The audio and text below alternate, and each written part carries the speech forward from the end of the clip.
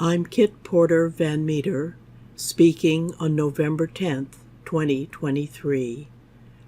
On this Veterans Day, the memory in my heart is from 1967, when I, a Peace Corps volunteer, living on a typhoon-devastated island, received the annual Christmas gift sent to all the hometown military overseas. So this year, on October 20th, 2023, I commemorated my birthday and the upcoming Veterans Day by visiting family graves in the Ashburnham, Massachusetts cemetery. I reflected on my 79 years and the world's complex imbalance between peace and war. I then went to the Cathedral of the Pines in New Hampshire, a special place designated to remember a son and others lost in World War II, and to honor the military service and sacrifice of American men and women. I am from a military family. My grandfather was a major in World War I and a colonel in World War II. My mother was Lieutenant J.G. in the 1st U.S. Naval Reserve Waves from 1942 to 1944.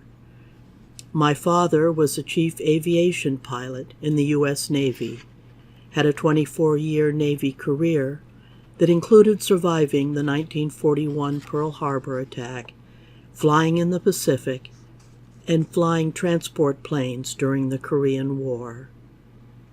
But I chose a different path, and in August 1967 was sworn in as a Peace Corps volunteer with a 2-year assignment to the island of Rota in the Northern Mariana Islands of Micronesia, at the time administered by the U.S. government as the Trust Territory of the Pacific Islands. The U.S. took on this responsibility from the United Nations when Japan lost control of the islands after World War II. In 1967, as I joined the Peace Corps, I had high school classmates going to Vietnam to fight.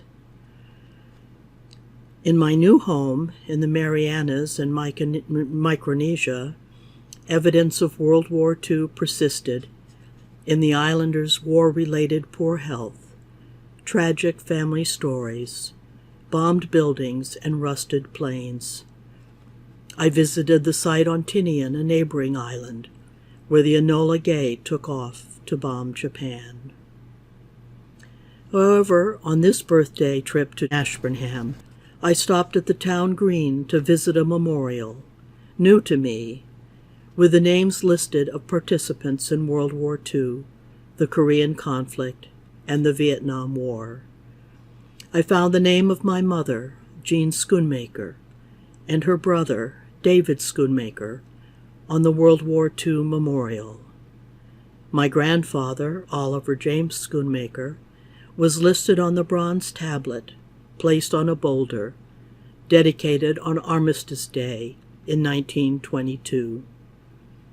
In this photo, my mother is part of the dedication ceremony, the girl on the right. My father, Oscar Forrest-Jarman, is not included because he did not live in Ashburnham when he went into the military. Peace Corps is not recognized, but we were living in Ashburnham when I was born in October 1944 in the Chelsea Navy Hospital. Some locations are considering memorials, and Peace Corps Park is being established in Washington, D.C. But important to me is that in 1967, the home folks remembered me working on an island in the Pacific and honored my service.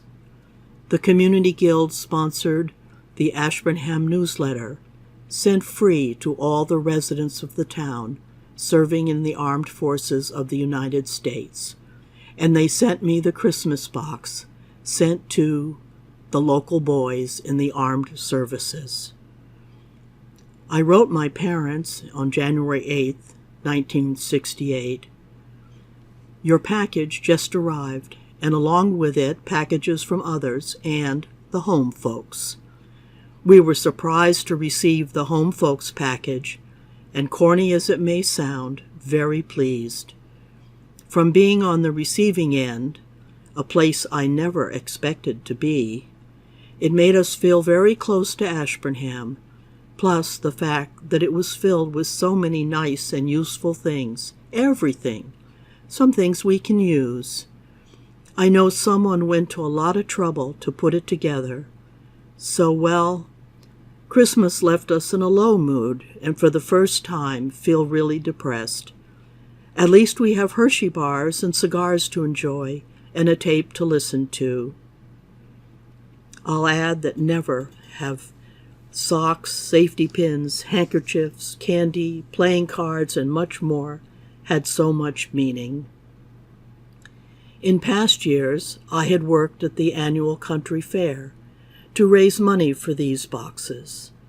I recall helping with the booze, even the kissing booth. I never considered that I would be a recipient. My hometown accepted and understood what I was doing. My thank you was printed in the newspaper.